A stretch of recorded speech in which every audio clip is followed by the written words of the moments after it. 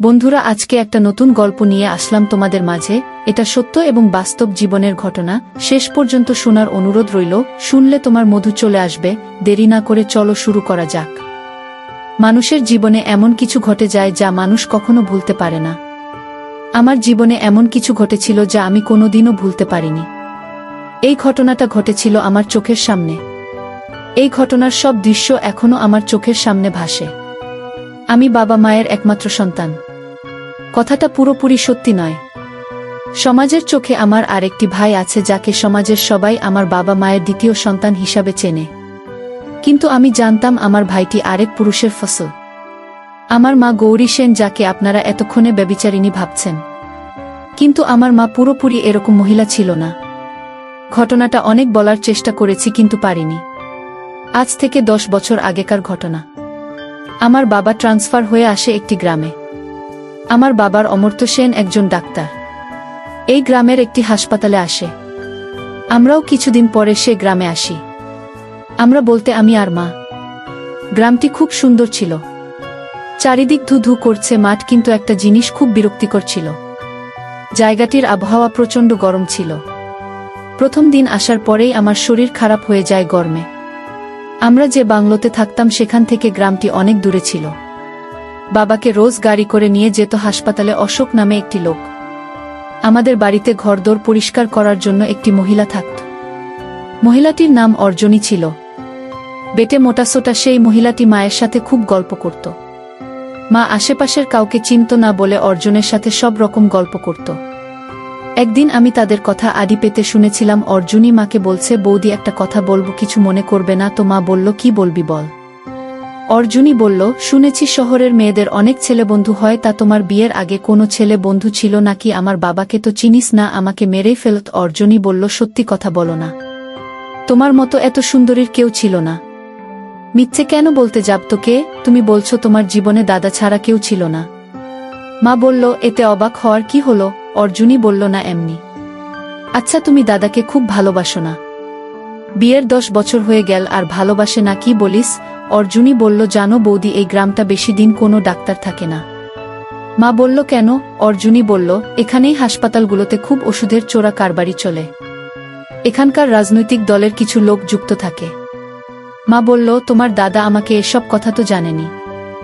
অর্জুনী বলল, সে কি বৌদি, আপনি জানেন না? এর মধ্যেই ডাক্তার বাবুর সাথে কিছু লোকের ঝামেলা হয়েছে। হাসপাতালে তারা ডাক্তারবাবুকে শাসিয়েছে। মা চুপ করে শুনছিল। এরপর আমার মনে আছে সেদিন রাতে বাবা মায়ের মধ্যে এসব নিয়ে ঝগড়া হয়ে গেল। 23 দিন পর আমাদের বাড়িতে একজন মধ্যবয়স্ক লোক এল। লোকটি নাকি গ্রামের খুব প্রভাবশালী লোক।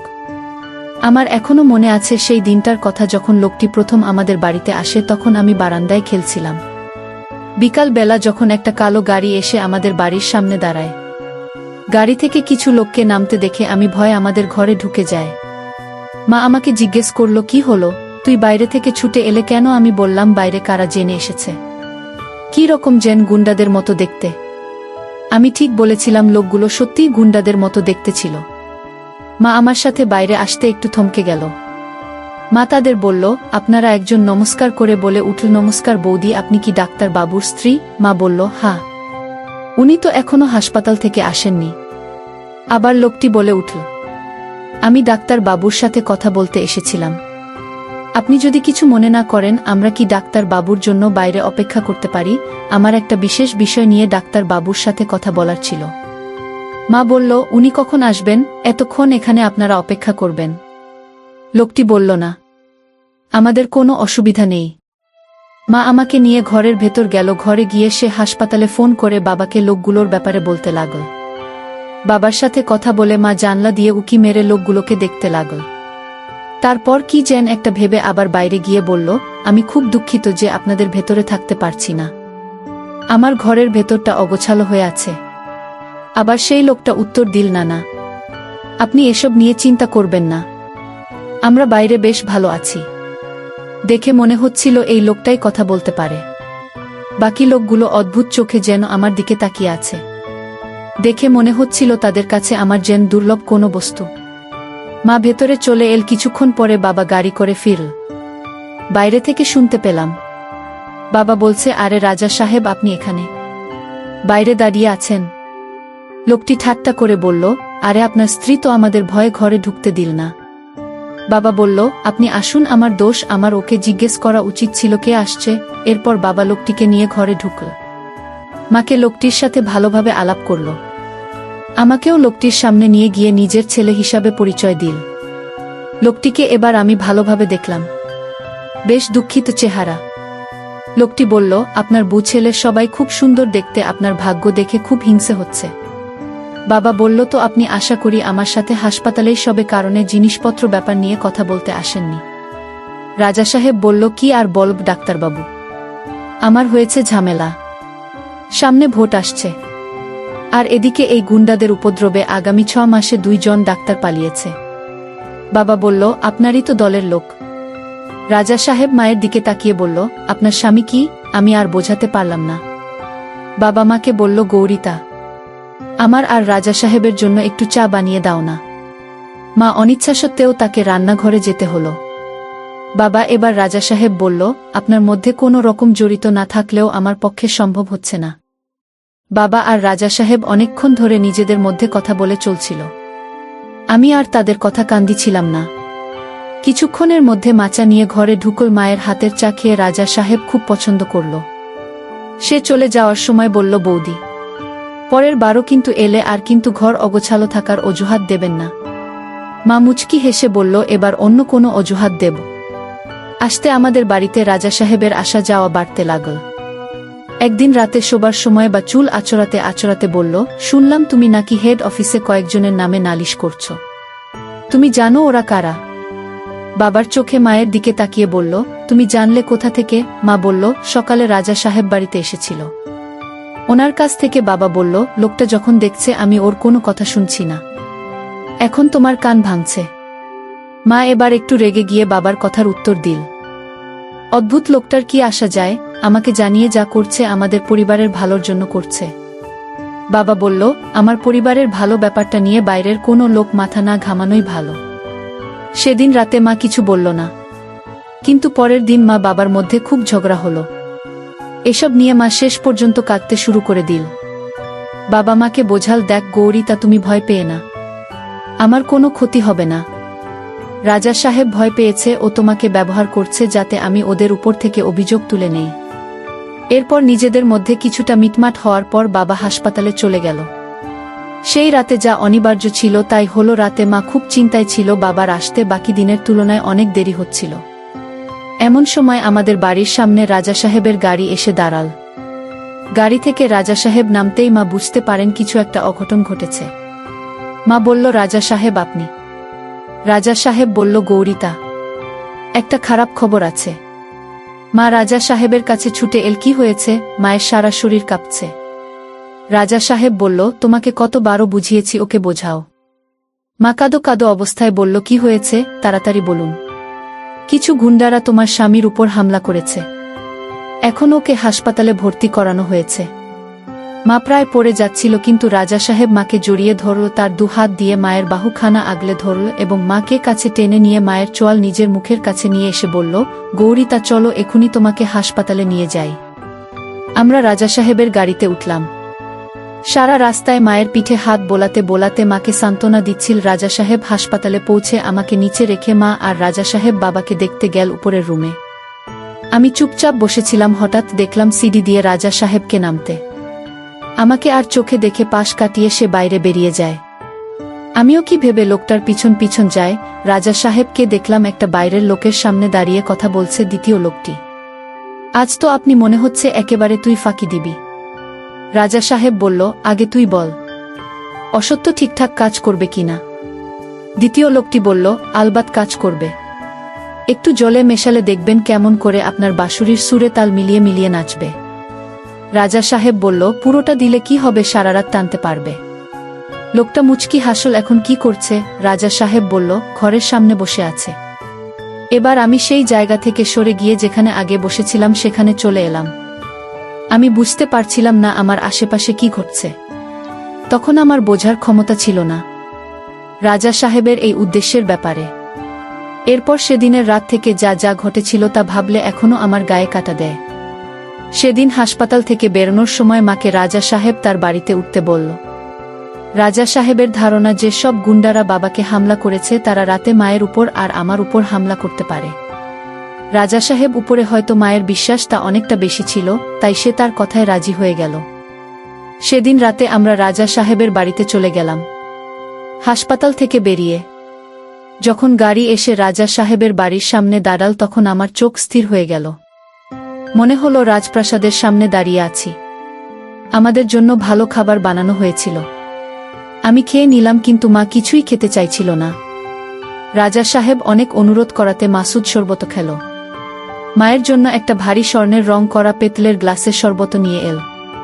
মা বলল, এবার বুঝতে পারছি আপনার নাম এখানে রাজা সাহেব কেন। রাজা সাহেব বলল, আমি হচ্ছি এই গ্রামের সবচেয়ে বড় ভিখারি।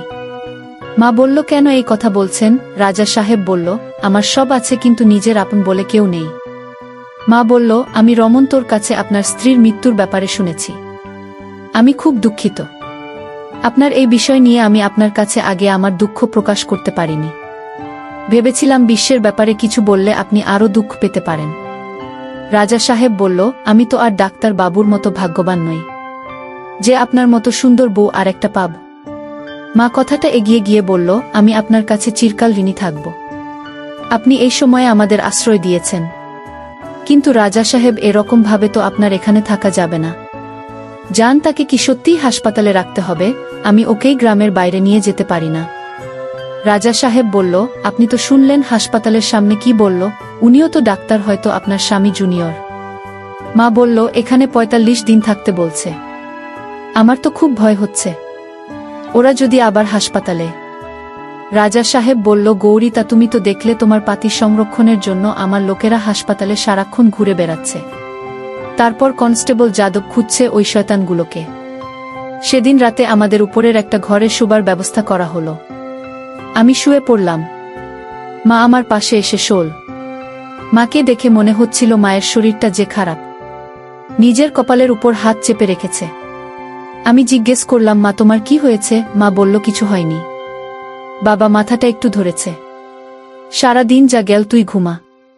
কিছুক্ষণের জন্য হয়তো আমি চোখটা বুজেছিলাম। হঠাৎ মনে হলো মা বিছানায় ছটফট করছে আর বিট বিট করে কি যেন বলছে। মায়ের কাছে আসতেই দেখতে পেলাম না চোখ বন্ধ করে মুখ দিয়ে কেমন আওয়াজ করছে আর ক্রমাগত বাবার নাম নিচ্ছে এবং নিজের ডান হাতখানা নিজের পায়ের মাঝে ক্রমাগত ঘষে চলছে। সারা শরীরে ঘাম জমে রয়েছে। আমি মাকে জিজ্ঞেস করি, মা তোমার কি হয়েছে? মা সঙ্গে সঙ্গে নিজের ঘোর কাটিয়ে আমার দিকে তাকাল। সে এক অদ্ভুত তাকানোর দৃষ্টি, মনে হচ্ছে তার ভেতরটা চলছে। মা বলল, কি হয়েছে? আমি বললাম, তোমার কি শরীর খারাপ লাগছে? মা আমার থেকে চোখ সরিয়ে বলল, তুই ঘুমা, আমাকে একটু বাচ্চা ঘরে যেতে হবে। মা বিছানা থেকে উঠে পড়ল। আস্তে আস্তে বারান্দা দিয়ে বাথরুমের দিকে গেল। আমিও দরজার সামনে দাঁড়িয়ে রইলাম। দেখলাম মা বাথরুমের সামনে গিয়ে থমকে গেল। দেখলাম বাচ্চা ঘরে তালা লাগানো। মায়ের মুখে বিরক্তি দেখা গেল। অনেকক্ষণ ধরে কি যেন ভাবল এবং তারপর রাজা সাহেবের ঘরের সামনে গেল। ঘরে টোকা মারতেই রাজা সাহেব সঙ্গে সঙ্গে দরজা খুলে দিল। মনে হলো রাজা সাহেব অপেক্ষা করছিল। রাজা সাহেব সম্পূর্ণ হয়ে মায়ের সামনে দাঁড়িয়েছিল। কি হয়েছে গৌরী? তা তোমার স্বামীর কথা চিন্তা করে ঘুম আসছে না? মা তৎক্ষণাৎ নিজের ঘরটা কাটিয়ে বলল, না রাজা সাহেব, আমার একটু বাচ্চা ঘুরে যেতে হবে। রাজা সাহেব বলল, তোমার বাচ্চা ঘরে যাবার প্রয়োজন। এই ঘরে এসো, ঘরে এসো। চাবিটা কোথায় রেখেছি খুঁজতে হবে। মায়ের হাত ধরে নিজের ঘরে নিয়ে গেল রাজা সাহেব।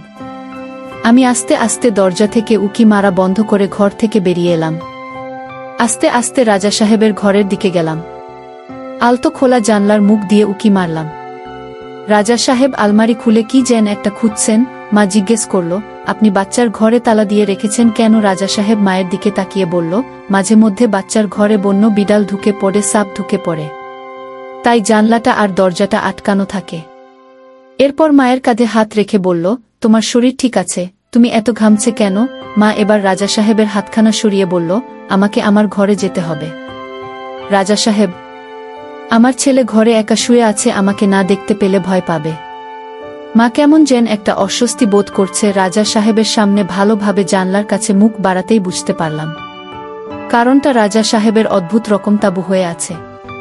রাজা সাহেব মায়ের কাছে এগিয়ে এসে বলল, কি হলো, আমাকে ভয় করছে গৌরী, তা আমার শরীরটা ভালো নেই। রাজা সাহেব। মা মুখ ফিরিয়ে দরজার দিকে ঘুরতে যাচ্ছিল, এমন সময়ে রাজা সাহেব পিছন থেকে ধরল দেয়ালের সাথে।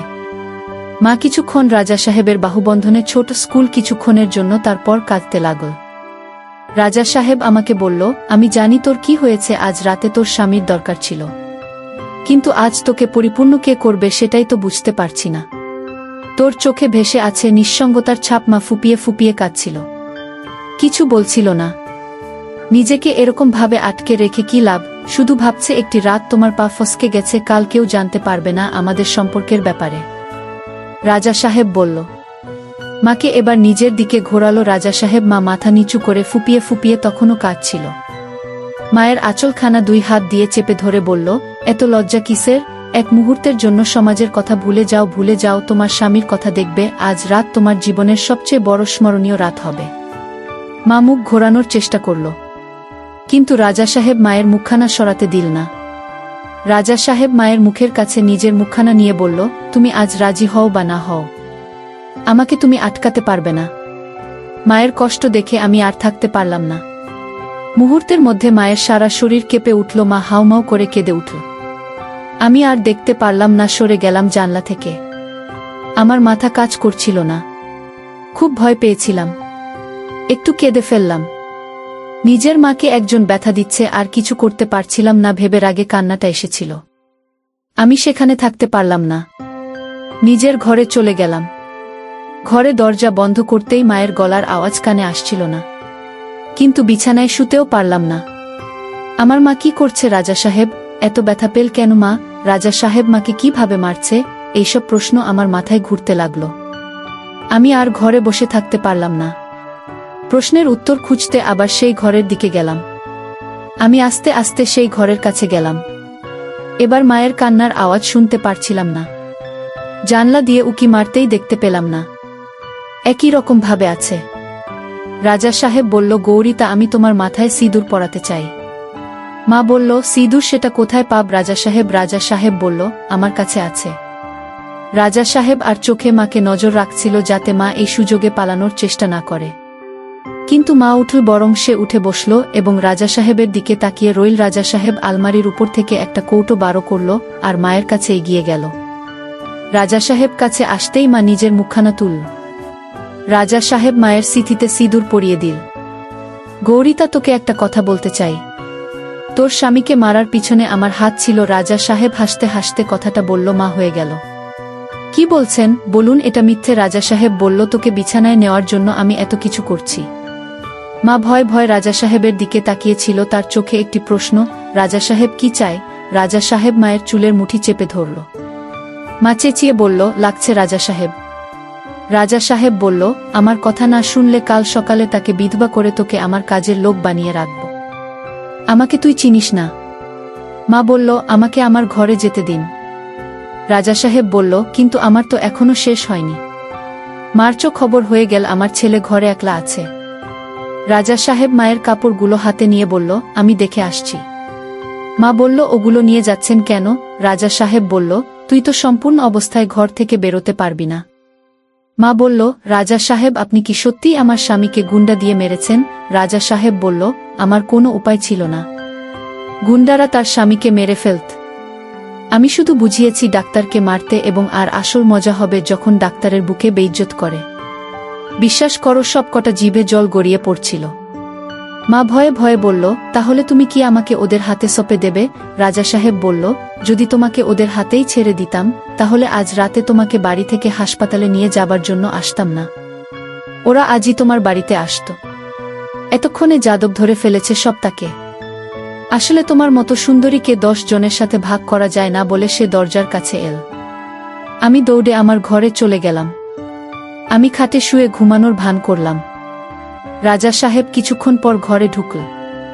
মায়ের শাড়ি আর বাকি জিনিসগুলো দূরে একটা ঘরের কোণে রাখো, আর আমার কাছে এগিয়ে এল। রাজা সাহেব আমার কাছে এসে উকি মারল এবং রাজা সাহেবের সামনে আমি শুয়ে থাকার নাটক করলাম। রাজা সাহেব ঘর থেকে বেরিয়ে গেল এবং যাবার আগে আমার ঘরের দরজা বাইরে থেকে বন্ধ করে দিল। আমি বুঝতে পারলাম সারা রাত আমাকে ঘরে কাটাতে হবে। চোখে ঘুম আসছিল না।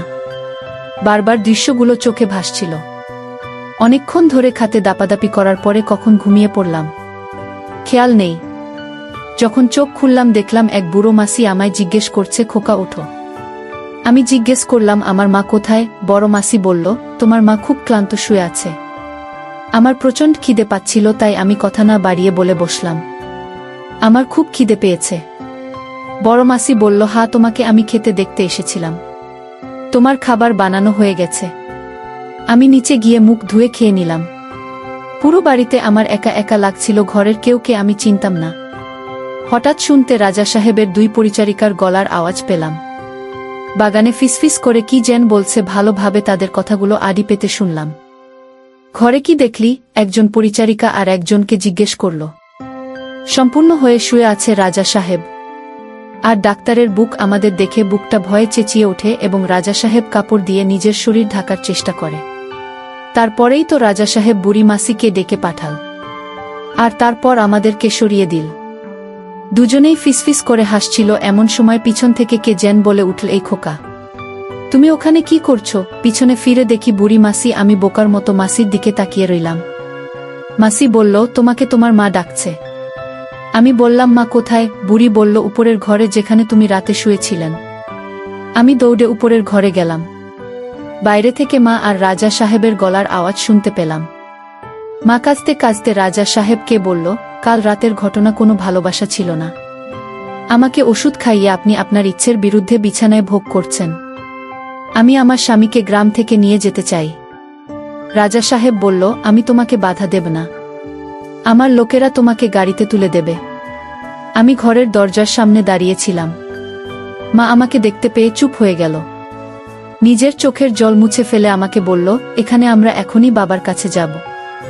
রাজা সাহেব ঘর থেকে বেরিয়ে যাচ্ছিল, কিন্তু মা রাজা সাহেবকে বেড়ানোর আগে একটা কথা শুনিয়ে দিল, আপনার কোনো সাহায্য আমাদের প্রয়োজন নেই। আমরা কিছুক্ষণ পর হাসপাতালের দিকে রওনা দিলাম।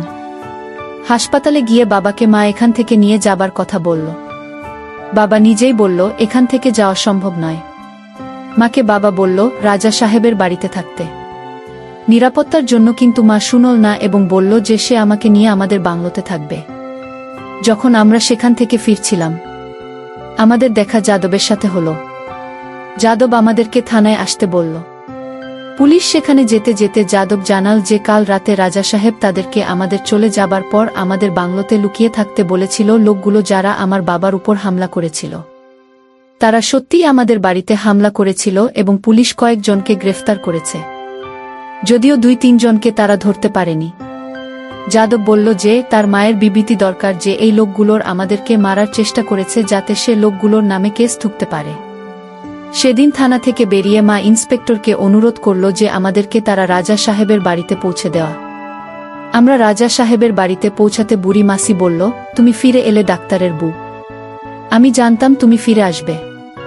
মা কোনো কথা উত্তর দিল না। আমরা যে ঘরে ছিলাম সেই ঘরের দরজা খুলে দিল। মা আমাকে বলল, তুই একটু একা থাকতে, আমি একটু বাইরে থেকে আসছি। মাকে দেখলাম বারান্দায়। বুড়ি মাসিকে জিজ্ঞেস করল, রাজা সাহেব কোথায়? বুড়ি হাসতে হাসতে বলল, তুমি চলে যাবার দুঃখে বাইরে পুকুরে স্নান করতে গেছে। মা বলল, বাইরের পুকুর? আমার ওনার সাথে একটু কথা বলার ছিল। বুড়ি মাসি বলল, চলো তোমাকে রাজা সাহেবের কাছে নিয়ে যায়, তোমাকে রাজা সাহেব দেখলে খুশি হবে। মাকে দেখলাম বুড়ি মাসির পিছন পিছন যেতে। আমি নিজেকে আটকাতে পারলাম না, তাদের পিছন পিছন যেতে লাগলাম।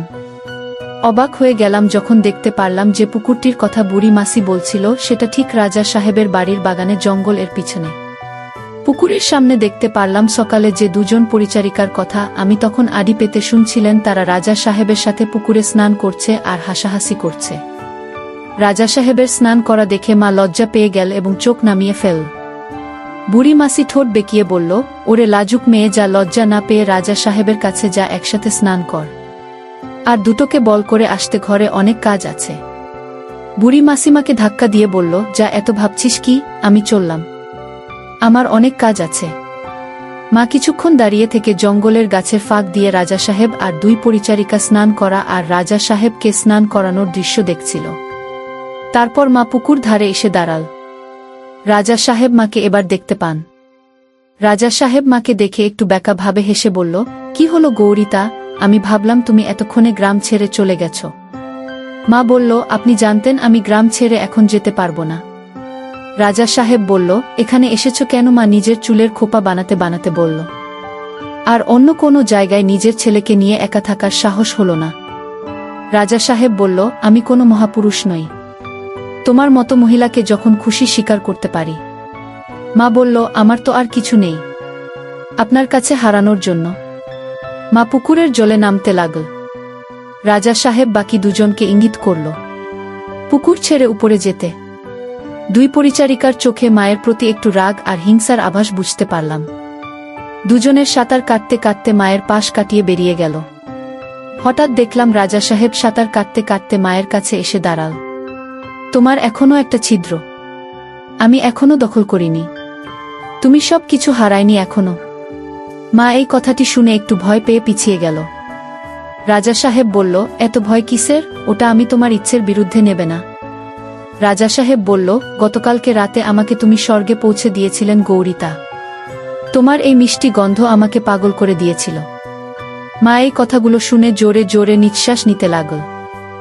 রাজা সাহেব মায়ের মুখের কাছে নিজের মুখখানা নিয়ে এল, ভেবে দেখো গৌরীটা, প্রত্যেক রাতে আমার মতো পশুর সাথে তোমাকে থাকতে হবে, কোনো বিশ্রাম হবে না। তোমার মা চোখ তুলে রাজা সাহেবকে বলল, আমি রাজি। কিন্তু কিছুক্ষণ পর রাজা সাহেবের অত্যাচার সহ্য করতে না পেরে মা বলল, আমি আর সহ্য করতে পারছি না, আমাকে ওই লোকগুলোর হাতে তুলে দিন, আমাকে ওরা একেবারে মেরে ফেলুক। রাজা সাহেব মুচকি হেসে বলল, তা কি করে হয় বল? আমি শুধু তো সেবা করছি না, তোর স্বামী ও ছেলের দায়িত্ব নিচ্ছি। মা উঠে পড়ল এবং পুকুরের পানিতে মুখ ধুতে লাগল। তখন রাজা সাহেব পিছন থেকে ধরল। বন্ধুরা, আজকের গল্পটি যদি তোমাদের ভালো লেগে থাকে তাহলে অবশ্যই ভিডিওটিতে লাইক করতে ভুলবেন না। আর এরকম নতুন নতুন গল্প পেতে আমাদের চ্যানেলটিকে সাবস্ক্রাইব করে পাশে থাকবে।